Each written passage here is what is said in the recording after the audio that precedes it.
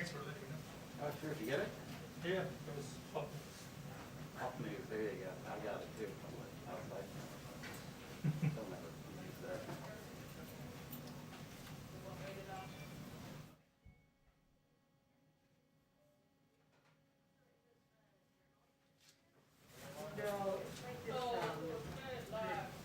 You need a white? Yeah, you got one right there?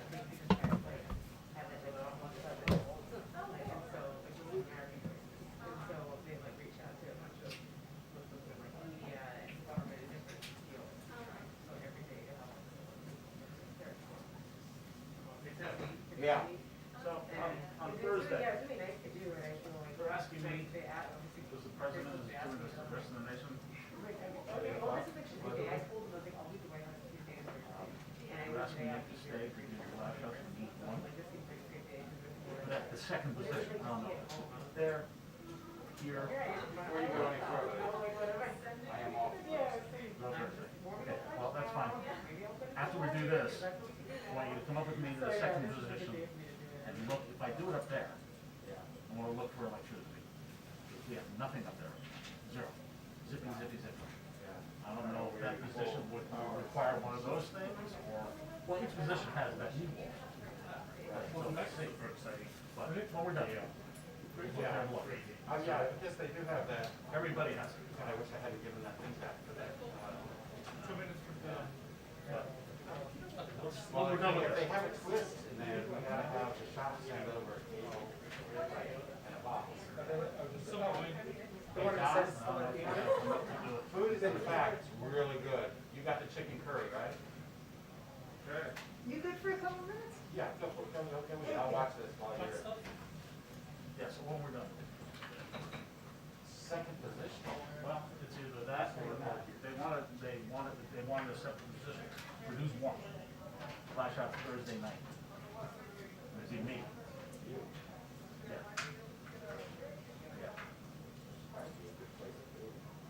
Yeah, but it requires complete 100% building.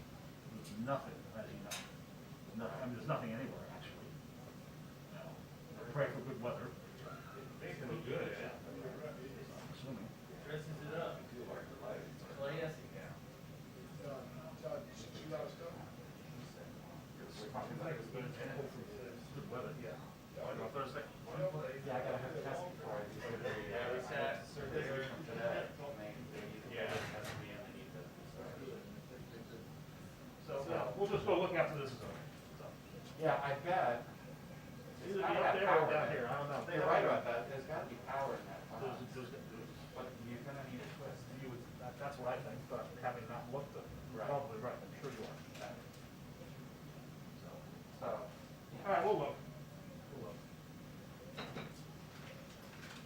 yeah, sorry I'm off that day. Yeah, that's all right, no problem. All right, so, you're But we're not involved in the address, though. Just feel like, something happened like that, there and there. Want to go away?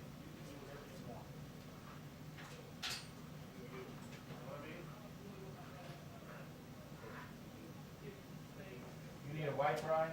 What? You need a white? No, I'm good. Okay. Got a, 4-9. No, the count person coming? There is no one. No. Hey, John, your dish is the round one. Okay. Thank you. Uh-huh.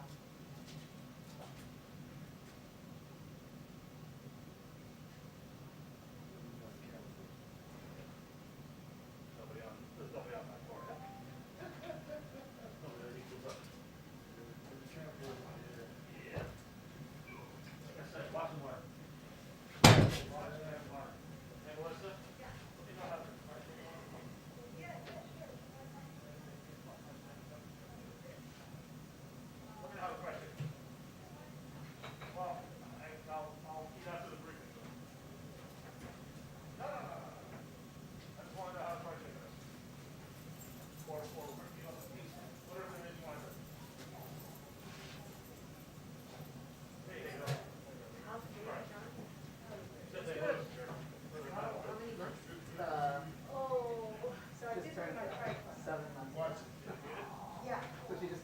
wasn't full of annoying anything, but Well, I was glad to help. I set it up. my wife's grandmother's. Yeah. So we're like, I'm not gonna do that. And then like, I guess we did. Well, no, but it was enough. She can almost crawl at that point. She's in that stage where like, she's got the arm movements down, but she doesn't quite know what to do with her legs yet. Yes. In the last like 3 weeks or so, she's become a big. Yeah, because then you're like, oh my god, they're mobile, and then you start thinking about like child-proofing everything. Because for a long time, you're like, this is not So far away. and she can like roll across like a circle. Yeah, it's quite a lot back then, but the older these people stand, they look far away. So as far as I'm concerned, you know, you didn't have to do it. But he doesn't ask the question. They don't ask questions. Almost bigger on TV. Is it first reading? Yeah. Oh, awesome. Hey, Brian? Yes, ma'am. Let me take a look.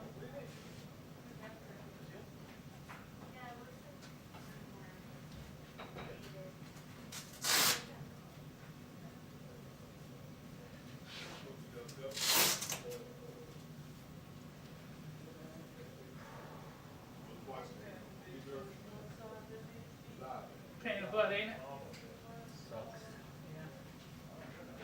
I'm sure it's hot and sweaty. I haven't felt that yet, but now my left foot hurts. Because I'm walking funny, you know? They ain't give you, that's the thing, you gotta have a shoe with a little more elevation too. I know. Balance it out. I'm gonna have surgery next week, so Oh, so it's like, yeah, so everything will change then. So now I'm just in kind of a holding. then your hips gonna go out of whack. Yeah, It's like tail. but I've been walking funny for a while. My wife has been bugging me to get this done for a year. Yeah. And I finally went, and he's like, yeah, you need a surgery on your Achilles. East of the Avenue. It's a nice chair you have. Oh, thank you.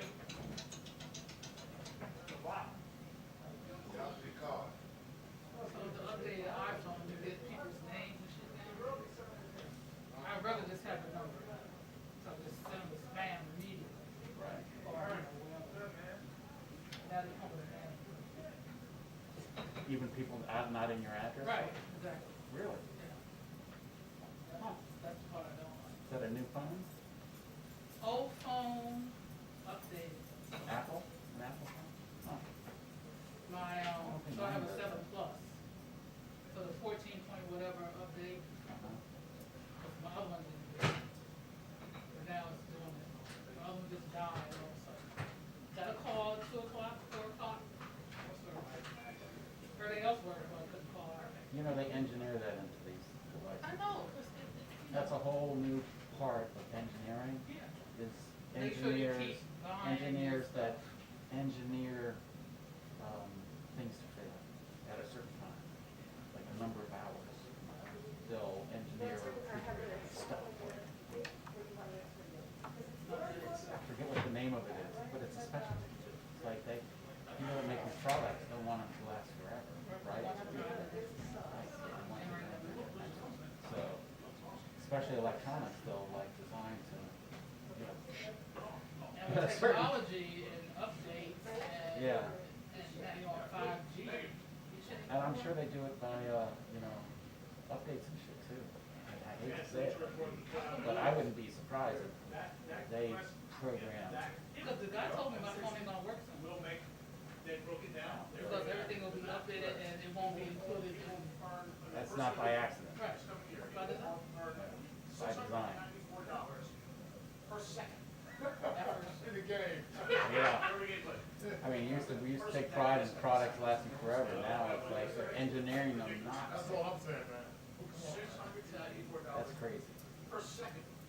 And everyone can't afford to like every 2 years buy What the the term newest they this. engineered,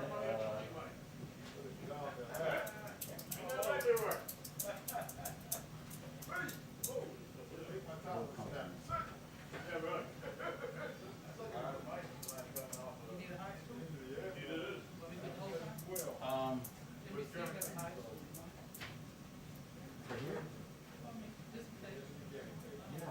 Now you have it out there, don't you? Yeah, but don't bring it. Just take a box.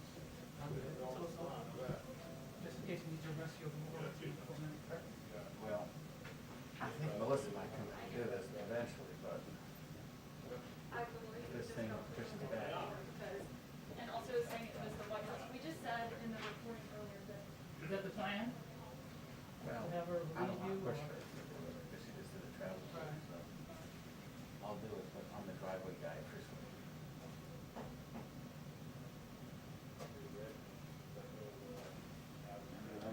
Good shot, man. Good shot. Good shot. Play your shot. Play, hell, man. You play well, but you really want to go. Yeah. It's time to go. You don't know what to do.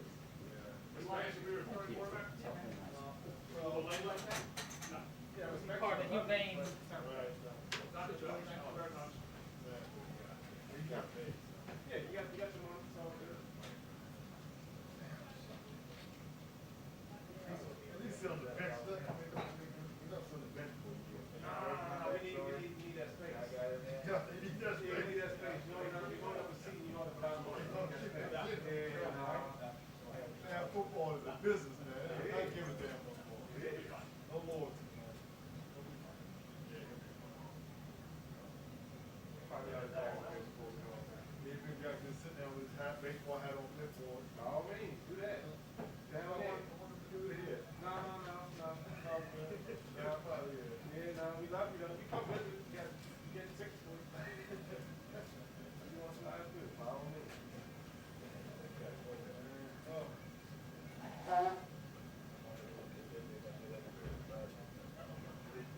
What, what's his name? They go away? Yeah, they go away. Nah, he ain't got time. Nah. Who's our quarterback? We don't have one yet. Oh my God. You can have that. I ain't gonna have it. Minute warning on the briefing, 2-minute warning on the briefing, thank you. Well, this month. VR problem. Who has a VR problem? Right. Yeah. VR problem.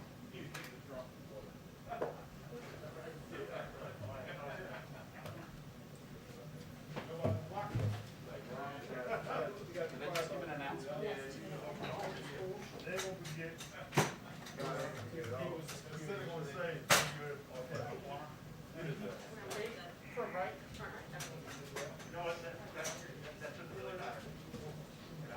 no, in this case here, because it's Trump. Did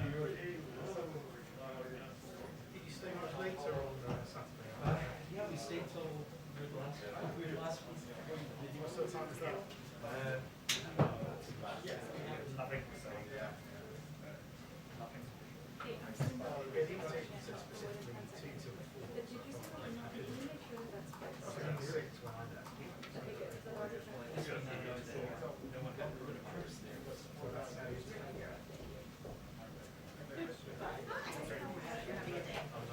I know.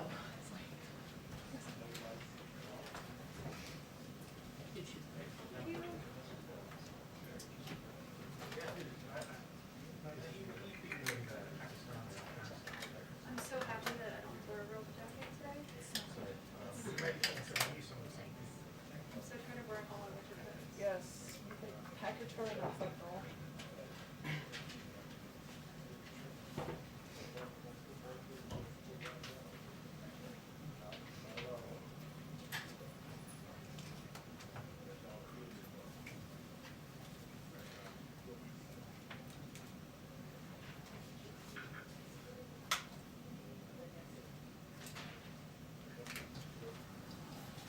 Hi, everyone. Hello.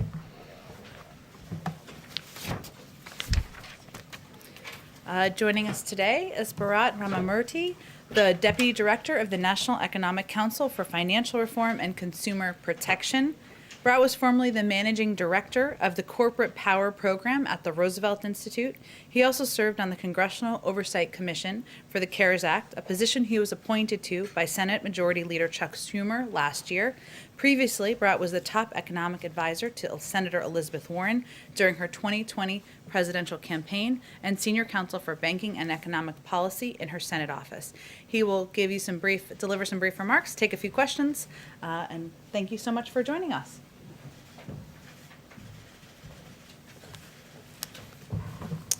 Good afternoon. Earlier today, the president had the chance to visit a couple of small businesses here in town.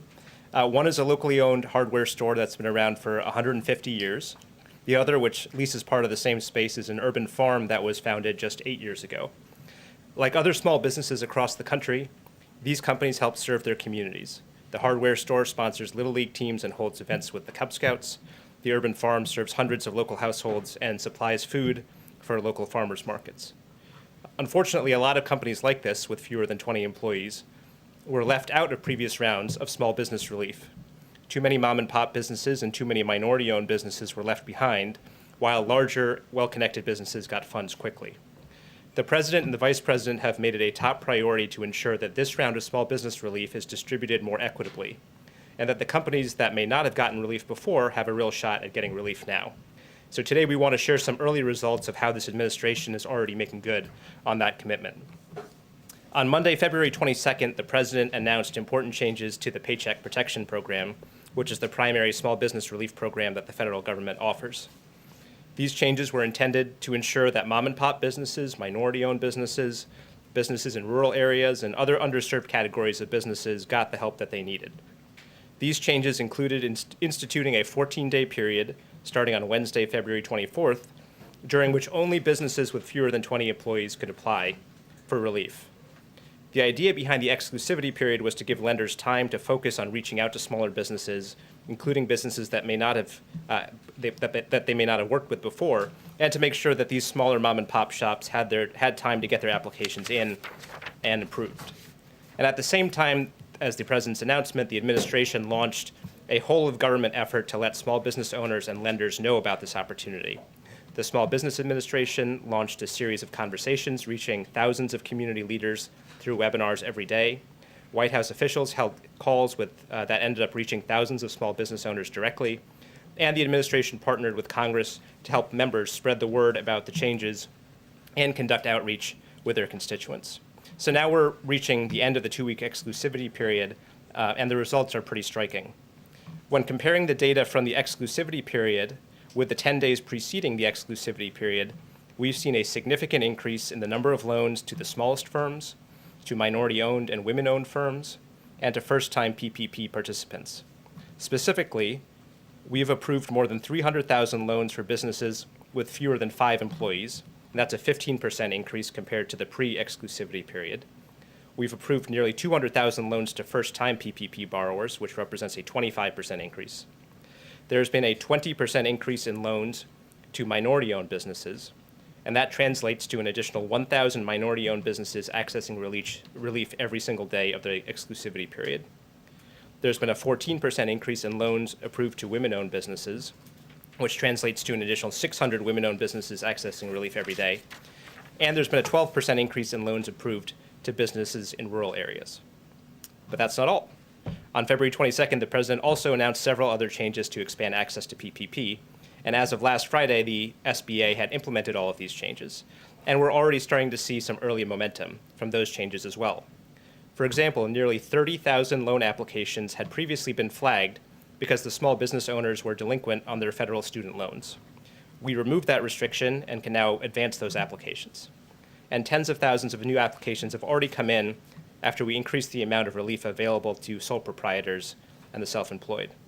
So I want to take this opportunity to say to the small business owners out there, there's still plenty of time left in this program. There's still plenty of money available to you. Go to sba.gov, contact your lenders, and see if you qualify for relief. The administration is going to continue to conduct outreach and spread the word about these relief efforts and what's available to small businesses. But of course, our view is that that's not enough. And that's why the American Rescue Plan includes more than $50 billion in additional aid for small businesses. It provides more than $28 billion in grants to support the hard-hit small restaurants through the Restaurant Revitalization Fund, which was a bipartisan proposal in Congress. It provides $15 billion in grants to help the smallest, most severely affected businesses, especially those that serve lower income areas. It provides $10 billion to restore the successful state small business credit initiative, which leverages private dollars to provide working capital to small businesses. And it creates a community navigator program so that small business owners can get help figuring out how to actually get the relief that they're entitled to, even if they don't have a team of lawyers and accountants on call. So with that, I'm happy to take some questions. Okay, go ahead. This is related to something that we're seeing on the Hill. And there is sort of an increasing movement among Senate Democrats to get extended unemployment insurance and stimulus checks added to the next Build Back Better legislation. As you're aware, Senator Durbin has signed on to it. And they argue that this is needed to sort of keep, both of these things are needed to keep people out of poverty. I'm wondering if you agree with that assertion from an economic standpoint and what your thoughts are. Well, number one, the American Rescue Plan has been documented by several independent experts as providing a tremendous amount of relief all by itself to lower income and middle class families between the economic impact payments, the checks, the changes to the child tax credit. There's going to be an enormous infusion of relief for lower income and middle income families. As you know, and as the president has said, this is only step one. Step two is the Build Back Better agenda, and I think we're still trying to think through what the aspects of that program are going to be. We have received the letter from the senators who've talked about potentially including recurring relief payments in it. We're looking at the idea, but we're still thinking through the contours of what's going to be in that next package. Thank you. Thank you. So earlier today at the events, President Biden said that a lot of PPP money went to people who shouldn't have got it. I was hoping you could elaborate on that. And also, I was wondering if you had any thoughts on concerns about inflation with the new stimulus bill that's about to be passed. Sure. So on the president's statements, I believe he was referring to the fact that in the previous round of PPP in the previous administration, there was documented problems from the Inspector General of the Small Business Administration that tens of thousands of companies that were not eligible for PPP ended up receiving it. In part, that was because the previous administration did not put any checks in place on the front end, in other words, when the application was received, to make sure that these were eligible companies. We've changed that. There's now significant upfront checks to make sure that any application that's submitted meets the criteria for the program. And at the same time that we've instituted those, we still are processing nearly 100% of applications within 48 hours. So we've tried to find the right balance between making sure that folks who are not eligible don't get the relief, but the folks who are eligible get it as quickly as possible. And we think that's a significant change from the previous administration. On inflation, it's something that, as the president has said, as Secretary Yellen has said, we are monitoring carefully. Our belief has been from the beginning that the risk of doing too little to help American families outweighed the risk of doing too much. That said, we will always be carefully monitoring inflation, and we will continue to do so going forward. Thank you. Given the president's on the verge of signing the relief bill, we're seeing vaccines rolling out at a quicker pace. Could you give us just a broad sense of where you think we will be with the economy at the end of this year? Secretary Yellen has addressed employment for 2022, but what about the forecast for right now, the end of the year? So Moody's, which is an independent Wall Street firm, projected that the American Rescue Plan would bring back roughly 7 million additional jobs by the end of the year. We think that that's a pretty reasonable forecast. There are, as we said, there's a significant amount of relief that is going out to lower income, middle income families through this bill.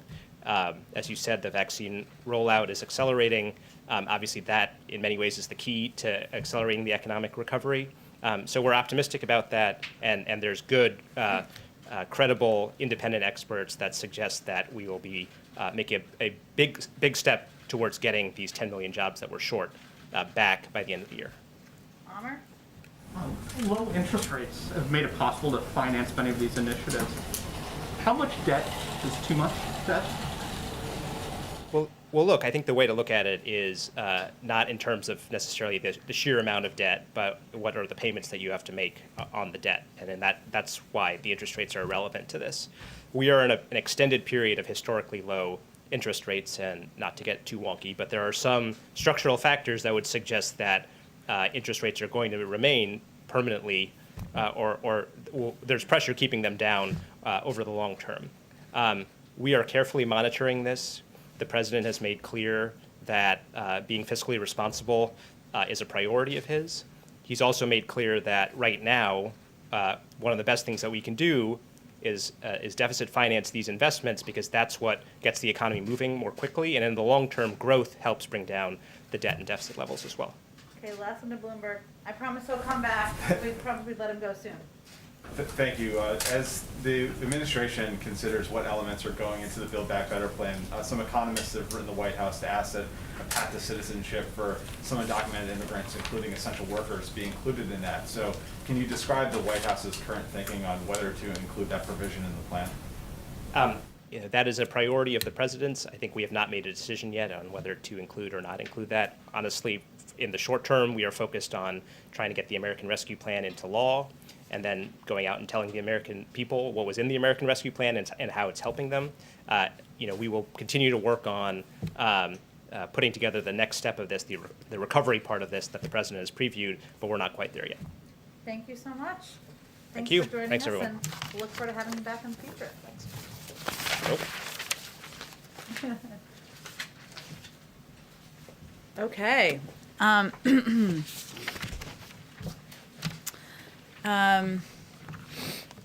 As the president said last week, once the rescue plan is signed, we'll be able to start getting payments out this month. Treasury and IRS are working tirelessly to make that happen.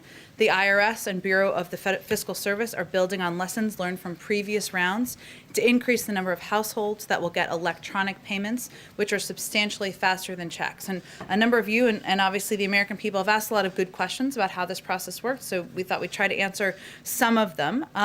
For households who have already filed their income tax return for 2020, the IRS will use that information to determine eligibility and size of payments. For households that haven't yet filed for 2020, the IRS will review records from 2019 to determine eligibility and the size of payment. That includes those who use the non-filer portal for previous rounds of payments, which is a question I think somebody asked sort of about yesterday. For tax returns with direct deposit or bank account information, the IRS will be able to send money electronically. And for those households for which Treasury cannot determine a bank account, paper checks or debit cards will be sent. Of course, we're not taking anything for granted. We're pushing through the finish line here, but you all have asked some really good questions about the implementation that we wanted to get ahead of. So here's what this all means for a typical family of four. With parents making under $150,000 a year combined, and with kids in school age 8 and 5, because of the President's Rescue Plan, that family of four will soon be getting $5,600 in direct payments. And because of the expanded child tax credit, they'll get $2,600 in addition to that. So that's $8,200 more in the pockets of this family as they try to weather this storm, on top of additional money in this bill to reopen schools safely, get shots in arms, and help those who've lost their jobs through no fault of their own. Another scheduling announcement for all of you. On Friday morning, President Biden will meet virtually with his counterparts in the Quad. Prime Minister Suga of Japan, Prime Minister Modi of India, and Prime Minister Morrison of Australia, formed in the aftermath of the 2004 tsunami and formalized in 2007. The Quad has met regularly at the working and foreign minister level. However, Friday will be the first time that the Quad is meeting at the leader level. That President Biden has made this one of his earliest multilateral engagements speaks to the importance we place on close cooperation with our allies and partners in the Indo-Pacific. A range of issues, of course, will be discussed. We expect to be discussed, I should say, facing the global community, from the threat of COVID to economic cooperation, and of course, to the climate crisis. Earlier today, final piece here, our COVID coordinator, Jeff Zients, had a weekly call with governors from across the country. He announced Pfizer and Moderna supply will again increase to 15.8 million doses going out to states, tribes, and territories, along with 2.7 million first doses going to pharmacies. He also highlighted the progress we've made as a nation on vaccinations. On January 20th, there was a 7-day average of 890,000 shots per day. Today we were averaging 2.17 million shots per day. So that's obviously a significant increase. Finally, of course, reiterated our commitment to working and collaborating with governors from both parties and encouraged continued focus on masking, social distancing, while our vaccination program continues to ramp up. Why don't you kick us off? Thanks. Question on with the influx of young people and just migrants in general to the southern border, is there any sense, and I asked this question with the obviously you're only 2 months into the administration, but early on you and Secretary Mayorkas very much stressed humanity and trying to move away from the last administration. Does the message need to be tweaked at all? Do you need to say that it's not just about humanity, that also you might not get in, or you probably aren't going to be able to stay? Well, humanity will always be a value from the president on down, but you are right that we are continuing to work to convey to people in the region that this is not the time to come, that the majority of people who come to the border will be turned away, which is factually accurate. And what we're really talking about in terms of the people who are being let in are unaccompanied children. That is a policy decision which we made because we felt it was the most humane approach to addressing what are very difficult circumstances in the region. And that means there are more children, kids under the age of 18, of course, coming across the border. At this point, is this a crisis at the border? Look, I don't think we need to sit here and put new labels on what we have already conveyed is challenging. What we have conveyed is a top priority for the president, what our policy teams are working on every single day. There was a trip to the border this weekend. They are working over the course of every day since then on putting in place policies that can help address what we're seeing and help ensure that we are keeping these kids safe and moving them as quickly as possible from Border Patrol facilities to shelters where they can have access to educational resources, health resources, mental health resources, legal aid, etc. Go ahead. Follow up on that, Jen, thanks. There are reports out there that the number of unaccompanied migrants detained at the border has tripled in the last 2 weeks to 3,200 plus. Is that number accurate? I'm not going to confirm numbers from here. Obviously, the Department of Homeland Security and others oversee the programs and the engagements that happen at the border. I will say that there are a couple of reasons. I know Amr asked about our kind of change in policy, but there are a couple of reasons why we think people are coming to the border. Of course, individuals are fleeing countries where individuals and families are, they're fleeing prosecution, fleeing violence, fleeing economic hardships and other things. The region has also experienced 2 hurricanes in the fall, putting further stress on the conditions in these countries and the circumstances that are facing individuals. And all of this is taking place during a global pandemic that has impacted other countries' economies, placing undue hardships on its people, just as it did in the United States. So there are also a range of factors that are leading individuals to come to the border. Why won't you confirm that number? That's a very important number. We've been very clear that there is an increase, that there are more children coming across the border than we have facilities for at this point in time. Those numbers are tracked by the Department of Homeland Security, so I'm just suggesting that you talk to them about specifics. We talked to them, Jen, they won't confirm the numbers. Well, I would encourage you to go back to them and ask them again. We're not going to confirm them from the White House. It's not our program. It's the Department of Homeland Security. Is the White House encouraging the department to release those numbers then in the spirit of transparency that the Secretary promised here at this podium? We certainly encourage transparency, but what I also think is important is to talk about what the root causes are here and what we're doing from a policy standpoint to try to address the challenges that we're facing and that these kids are facing as they come across the border. And on COVID relief, should we expect to see the president travel to, perhaps after he signs this bill, to highlight the benefits? After the American Rescue Plan is signed, we certainly recognize that we can't just sign a bill. Again, we're not taking anything for granted. We're getting across the finish line, but that we will need to do some work and use our best voices, including the president, the vice president, and others, to communicate to the American people the benefits of this package, how they can benefit from the package, how they can have access to checks. Part of the reason I wanted to do that at the top, how it will help schools reopen. And so I think you can certainly expect the president to be doing some travel, and we'll have more details on that in the coming days. Absolutely. Go ahead. Jen, you talked about the need of getting these 3,000 or so potentially children out of the Border Patrol facilities and into HHS facilities that are meant to house children. how quickly can that be done, and what is being done right now to make sure it happens? Sure. Let me walk you through a little bit of what the considerations are and what our team is working on now. So first, the reason why these kids are being let in, I've talked about that a bit, but the majority of people come to the border are still turned away or expelled under Title 42. So families, adults, et cetera. We're talking about children. I'm just level setting here.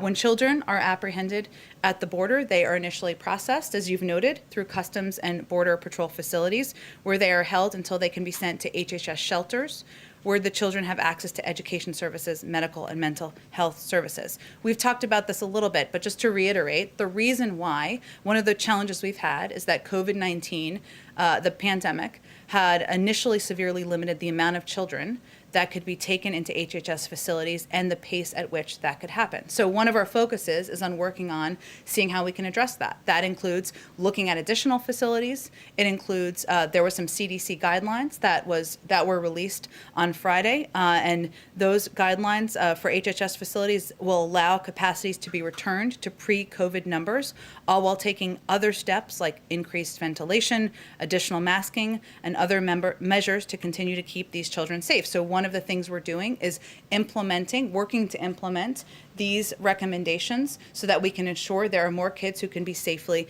in these facilities. We are also, as I noted, working to expedite, we're looking at additional facilities where we can safely house children and ensure they have access to all of the resources that I noted.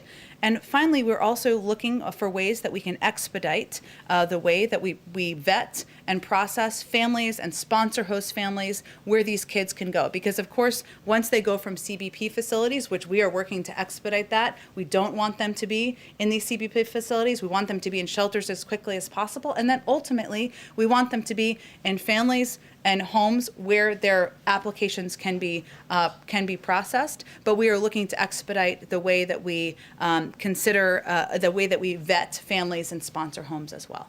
And last week, you weren't ready to confirm that new facilities might be brought online, including perhaps Fort Lee in Virginia or Homestead, Florida. Can you give us any new details about how many new facilities might be repurposed and how quickly? It's a good question. I don't have anything to confirm for you in terms of new facilities. We are looking at facilities, a lot of considerations underway, and certainly part of the reason is where we want to have more kids able to transfer from CBP facilities to HHS facilities. So the CDC guidelines helped us ensure there are more kids able to have safely in a lot of these facilities, but also we're looking at facilities, but no decisions have been made at this point. And finally, can you tell us anything about any diplomatic efforts that are taking place between the Biden administration and these Central American countries to find ways to deter some of these children from coming to the border? It's a great question, and it's a key part of our strategy. I've actually asked Roberta Jacobson if she could come join us in the briefing room, so we hope to do that sooner rather than later, because those are great questions that I think she would be an excellent person to address. But in the meantime, no information about any conversations that are taking place between the U.S. and the Sure. Well, all I was conveying is a commitment to get you an expert that is involved in these discussions who can help answer your questions. But and I also conveyed that it is a key priority for us and that there are conversations going on at a number of levels, obviously through our national security team, through the State Department, about the importance of conveying clearly this is not the time to come, working with countries on how we can address the root causes. As you know, but everyone may not know, one of the key proposals in the President's immigration bill is additional funding to address the root causes, and that's something we're certainly communicating about. So, but I think what I heard from you is specific questions about engagements. A lot of those would be read out from the State Department, but I've invited Roberta to come, and we'll look forward to having her here soon. Go ahead. Thanks, Jen. So airlines have been urging the administration to develop guidelines for a travel passport so Americans can begin traveling the country again. Is that something the administration is considering doing, and do you think it's a good idea for the government to make those kind of guidelines? Vaccine passports, I believe they are calling it, right? We recognize that as many Americans get vaccinated, questions will come up, and they're already starting to come up as to how people will be able to demonstrate they are vaccinated. I think it's important to remember only about 10% of the American population is vaccinated at this point. We've obviously made progress, but we have more work to do. And right now, our focus as the U.S. government is on getting more people vaccinated. And we'll think about how people can demonstrate they are vaccinated as we get more people vaccinated. But that's where we're putting our energy and resources toward. We also know that the private sector, as you noted in your question, is concerned and has raised this. And we believe they and not-for-profits will be driving this initiative in all likelihood moving forward. So it sounds like the administration doesn't want to get involved in setting the standards for what would qualify someone for a vaccine passport. Well, I think a vaccine passport is something that's been designated by or an idea coming from the airlines. What I'm conveying is there are lots of ideas that will come from the private sector and nonprofits. We welcome those, but our focus from the federal government is on getting more people vaccinated, and that's where we feel we can use our resources best. On another subject, there's a report today out in the South China Morning Post that the U.S. and China are trying to set up some sort of high-level diplomatic meeting in Alaska to try and reset relations. Is that any kind of meeting like that is that being planned or is that under consideration right now? I have heard or seen those reports. I don't have anything to report out to you. Obviously, the president spoke with President Xi back February 10th, and we will look forward to seeking opportunities for engagement, but we don't have any details finalized or confirmed at this point. And then lastly, is there any further updates on when the website? The president... Are you going to ask me about the website? Not the website. Not okay, today. You can. I was ready. I'll save that one for next week. Okay. But for possibly next week, is the president chosen a date yet or working with Congress on a joint address to Congress? And what's that going to look like as far as being virtual or in person? I don't have any update on that for you, and certainly as soon as we have a date confirmed, we are looking forward to doing a joint address. We're working through that with Congress. Our focus now is on the address the president will be delivering on Thursday night during his first primetime address. He'll talk about COVID, what we've been through as a country, and what the path forward looks like, and we'll focus on the next address once we get through that. Go ahead, Caitlin. A few questions for you, but one on the stimulus checks. You were talking about who is getting them. You and the president have both said that they're going to be going out this month, but the last round they went out pretty quickly, I think within a few days. So do you know any more specific timing on when people should expect them? It's something our Treasury team is working on and working to expedite, of course, and that's a priority to the president. One of the steps they're taking is working to ensure more people can get them electronically, because that, of course, speeds it up. So let me actually just give you, because I have a little bit more detail here, Caitlin, in terms of how it will work. So the first batch of payments will go to all taxpayers who provided direct deposit in their 2019 or 2020 returns, followed by taxpayers who didn't provide that information but for whom the IRS has payment information from other programs. And of course, as the president said, once the bill is passed, we'll be able to start getting these payments out this month. But in terms of more specifics, we're waiting for them to get all their systems in place, and then we'll hope to have an update. And any update on whether or not he wants his signature on there like former President Trump demanded? Well, we are doing everything in our power to expedite the payments and not delay them, which is why the president's name will not appear on the memo line of this round of stimulus checks. The checks will be signed by a career official at the Bureau of Fiscal Service. This is not about him. This is about the American people getting relief, almost 160 million of them. So he did not want his name to appear on the checks? He didn't think that was a priority or a necessary step. His focus was on getting them out as quickly as possible. Okay, thank you. And on immigration, you said you wanted to stay away from labels. I know the DHS secretary has not wanted to call it a crisis, but instead referred to it as a challenge. Mm-hmm.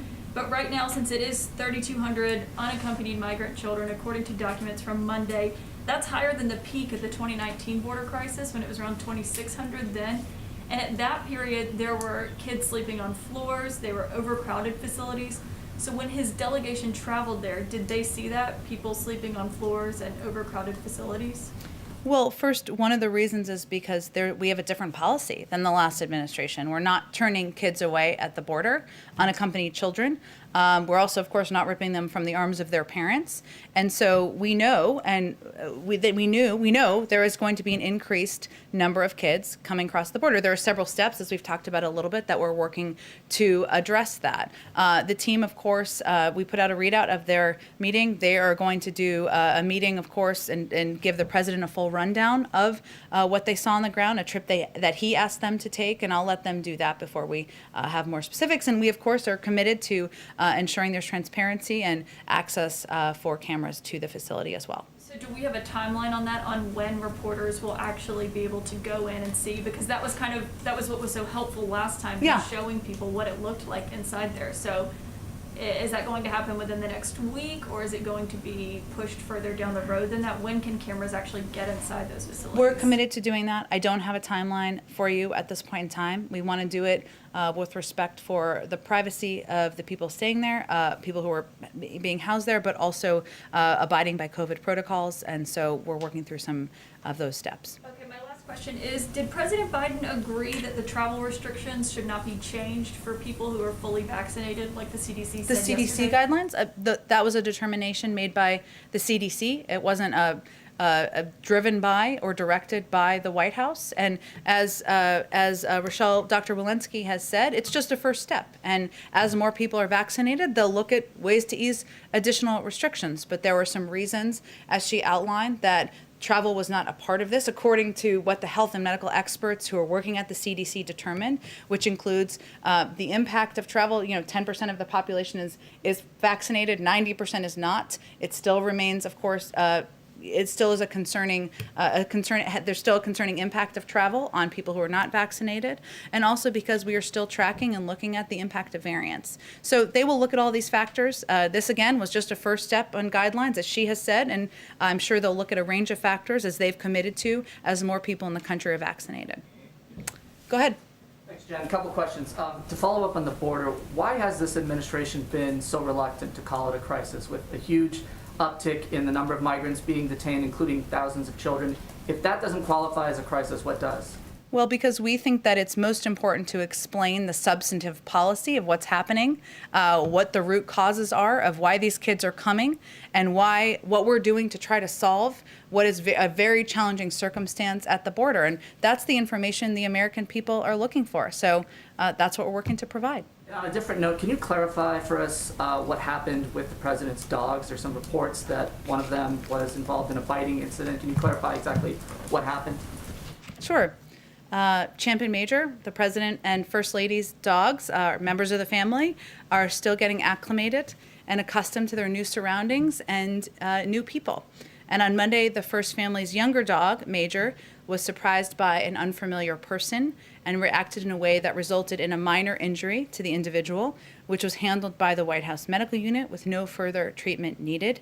It had been previously planned already for the dogs to be cared for by family friends in Delaware during Dr. Biden's travels to military bases this week. She has a 3-day trip this week, and the dogs will return to the White House soon.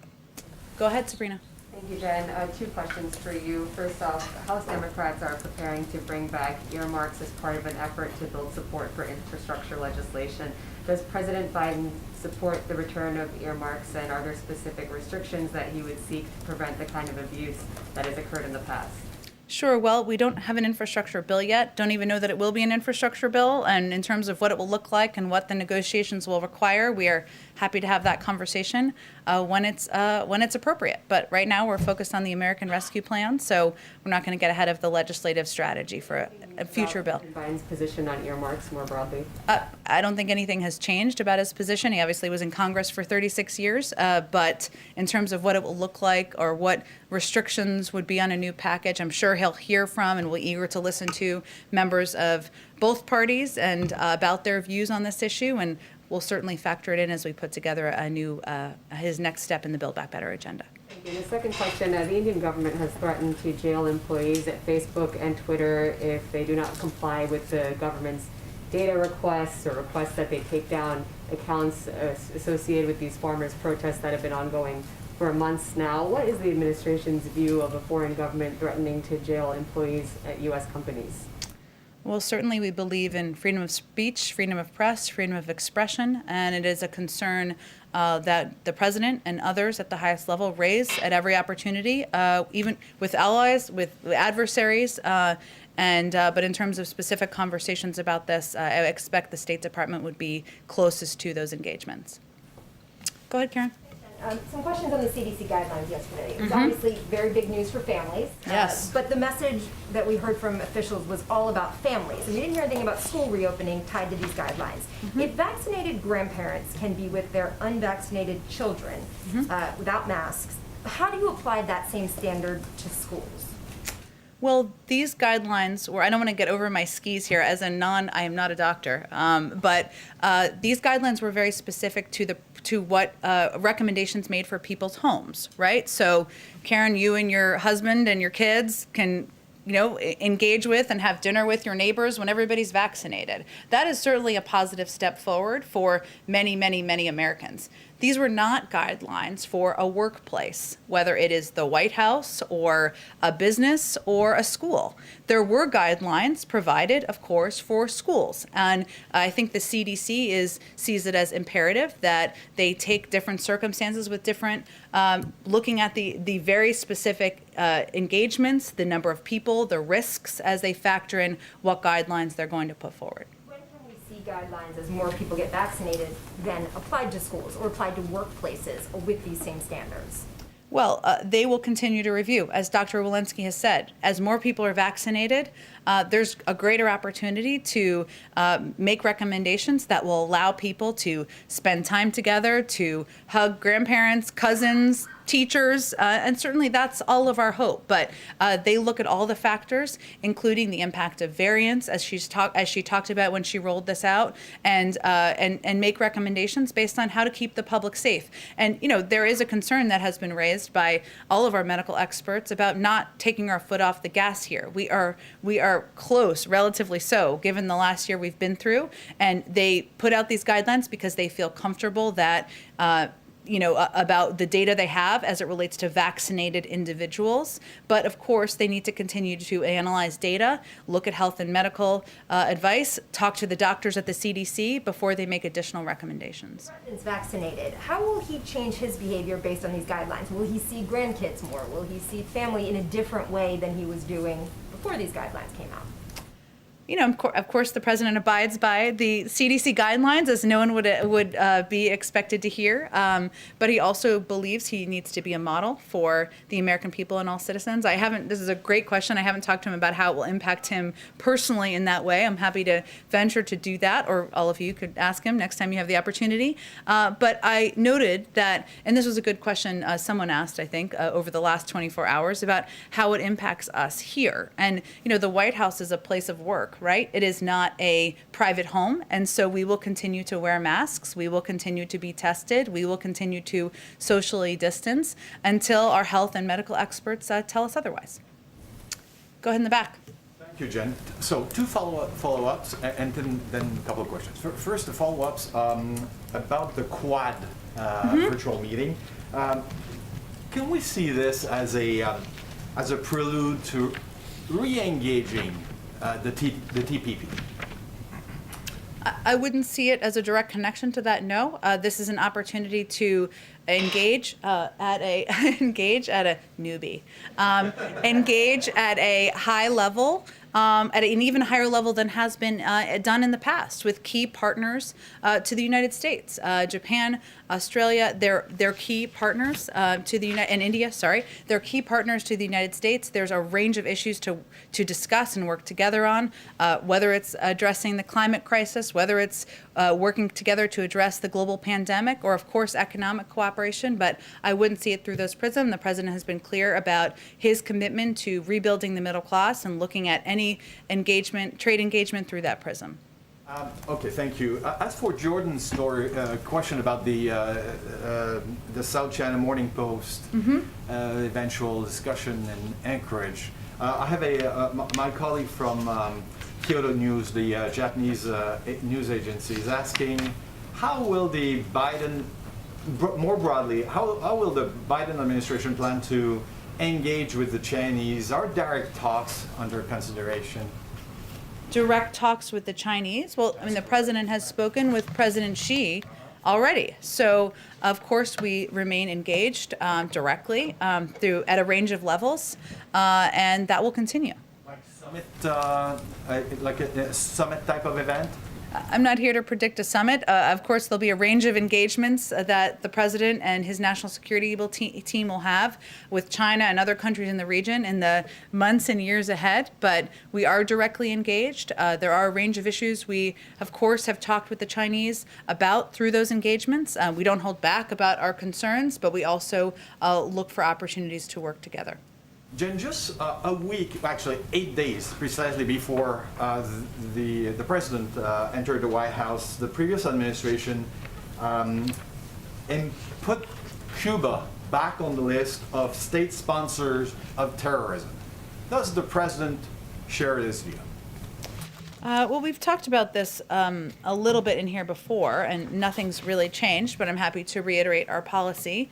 Our policy, as it relates to Cuba, will be governed by two principles. First, support for democracy and human rights will be at the core of our efforts through empowering the Cuban people to determine their own futures.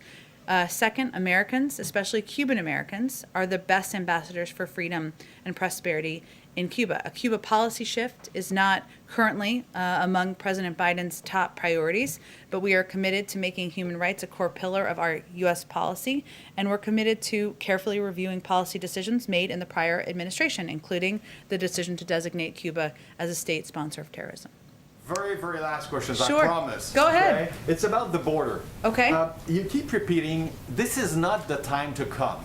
Will there be isn't that sending the signal that there will be a time to come? Just wait.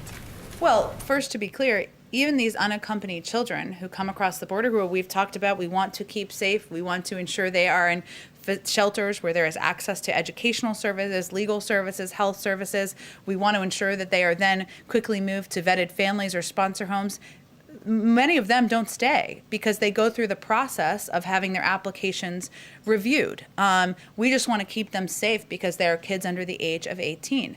And when we say it's not the time to come now, the reason is we are still digging our way out of a dismantled, immoral, and ineffective immigration policy that was being implemented by the last administration that was largely based around funding for a border wall. It's going to take us some time. And we do want to put in place, modernize the immigration system, which means investing in smart security, which means creating a pathway to citizenship, which means funding and supporting efforts to address the root causes in the region. And we, as a part of that, we want to ensure that there is effective processing at the border. We're not trying to close our borders. We are trying to create an effective, moral, humane system. It's going to take some time to do that.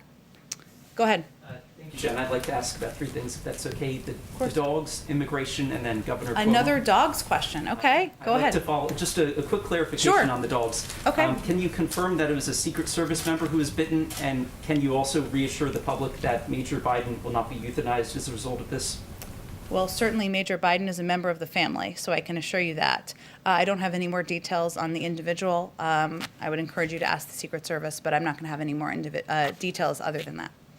Then on immigration, you've said repeatedly now is not the time to come, but you've also noted there's a distinction for unaccompanied minors that they'll be allowed in.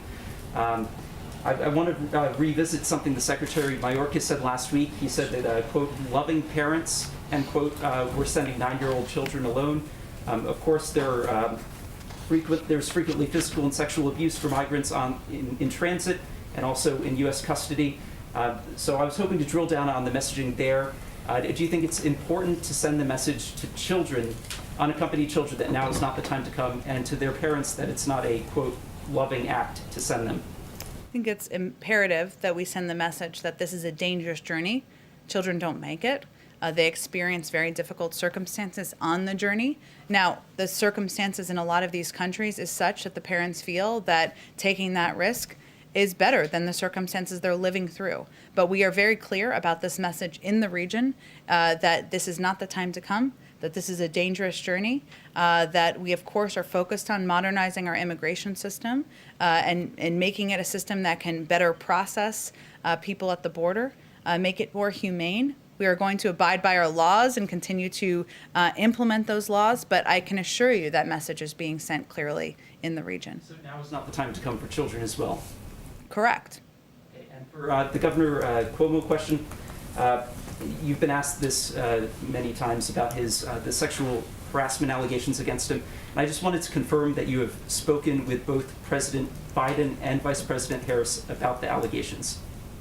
Yes, and I've reiterated on their behalf that they believe all women should be heard, that they should be treated with respect, There's an independent investigation, as all of you know, that is being led by the Attorney General, who named, I believe, some individual lawyers who will be in charge of that today, if I'm reading reports correctly. And certainly they respect that and believe that should move forward. Will either of them be speaking themselves about these allegations? I don't have anything to predict for you on that front. I'm here to speak on their behalf, so that's what I venture to do on a daily basis. Go ahead.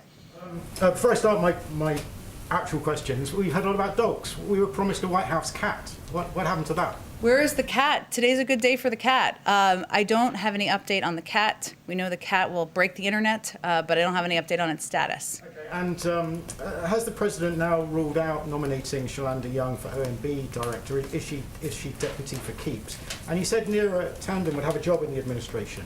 Where are we on that? Well, Neera only pulled herself out of consideration 6 days ago, if I'm doing my math. 7 days ago, sorry, if I'm doing my math correctly here. The president is committed to her serving in a role in the administration because he values her perspective and her experience.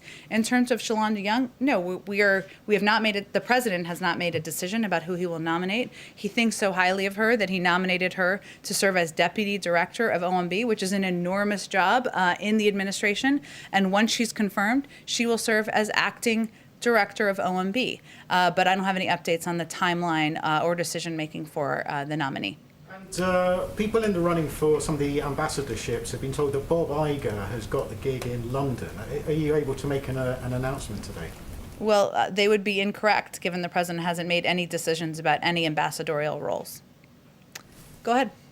On climate, John Kerry is on his first overseas trip in Brussels right now. What is President Biden hoping he's going to accomplish there?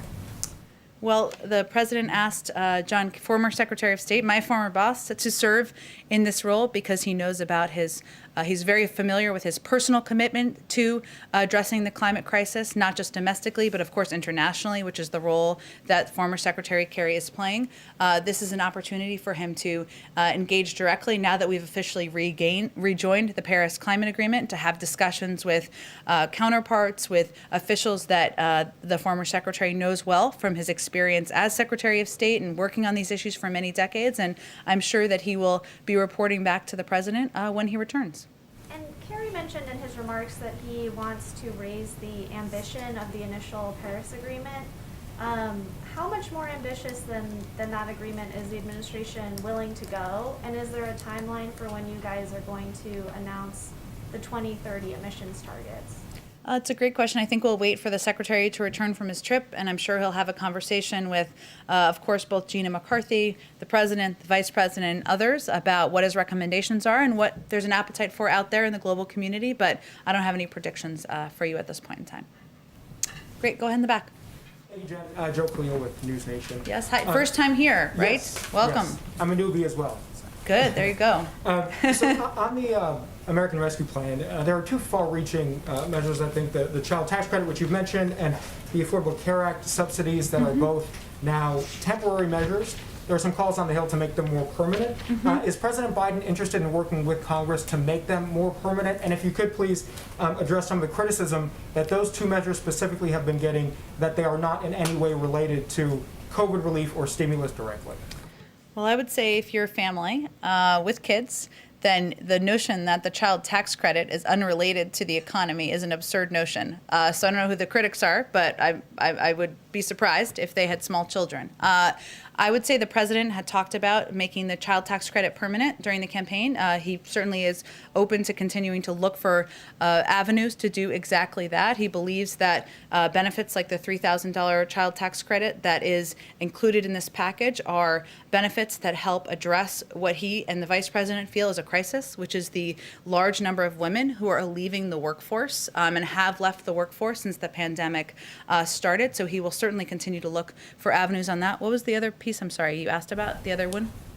The Affordable Care Act subsidies. Oh, of course.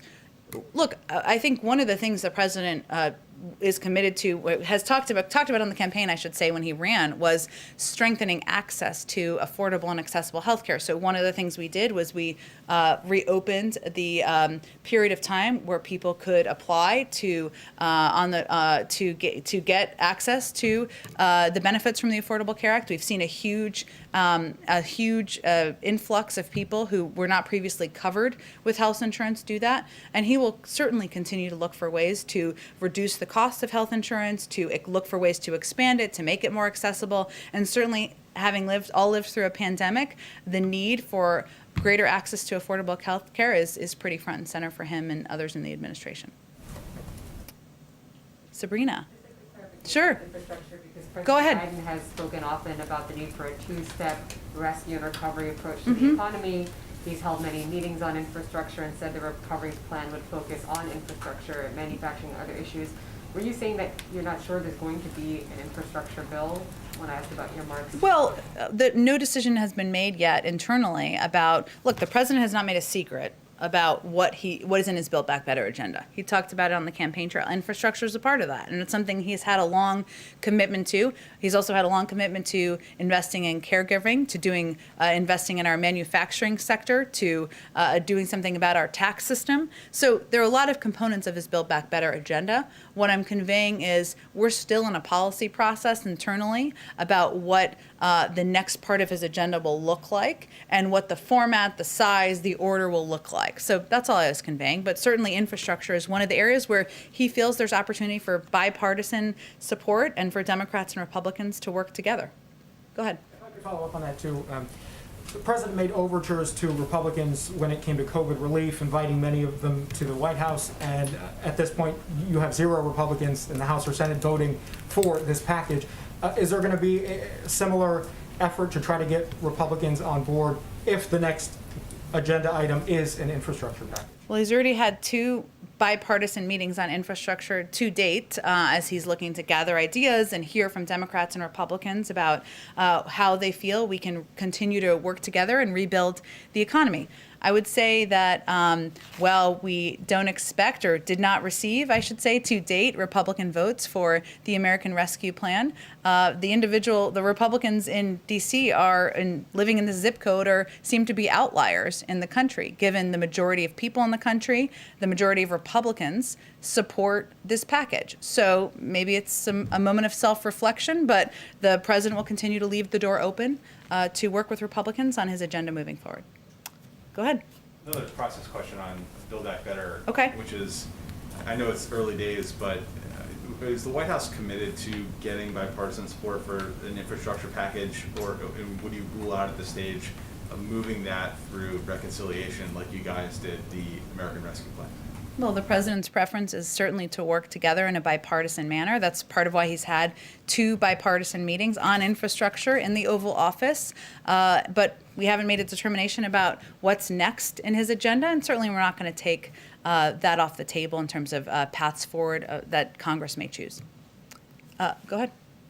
Is there enough money to deal with the surge of kids at the border, and has there been any discussions of invoking emergency declaration? You mean in terms of opening additional facilities?